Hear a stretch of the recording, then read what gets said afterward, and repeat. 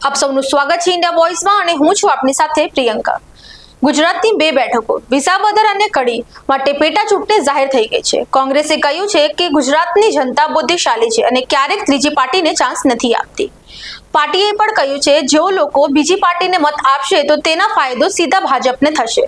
ચાલો હવે જાણીએ કે કોંગ્રેસે કોને જવાબદારી આપી છે અને શું તૈયારી ચાલી રહી છે। 2015માં પાટીદાર સમાજે ઓબીસી કેટેગરીમાં દાખલ કરવા માટે આંદોલન શરૂ કર્યું હતું। ત્યારે ગુજરાતના ઘણા વિસ્તારોમાં તંગ સ્થિતિ ઊભી થઈ અને તોફાન થયા। આંદોલનમાં 14થી વધુ યુવાનોના મોત થયા અને ઘણા યુવાનો પર કડક કેસ લાગ્યા, જેમ કે રાજદ્રોહ। હવે ખબર આવી છે કે કેટલાક જૂના કાર્યકરો ફરીથી નવી ટીમ બનાવીને આંદોલન માટે તૈયારી થઈ રહ્યા છે। આ વખતે તેઓ શાંતિપૂર્ણ અને કાયદેસર રીતે લડત લડવા માંગે છે। મુખ્ય માંગ છે સૌ માટે અને મફત શિક્ષણ અને નીતિઓમાં ન્યાયમૂલક ફેરફાર। હાલના સમયે 2015ના મોટા નેતાઓ તો હવે રાજકીય પાર્ટીઓમાં જોડાઈ ગયા છે, એટલે હવે પ્રશ્ન એ છે સમાજ ફરી કોના પર વિશ્વાસ કરશે।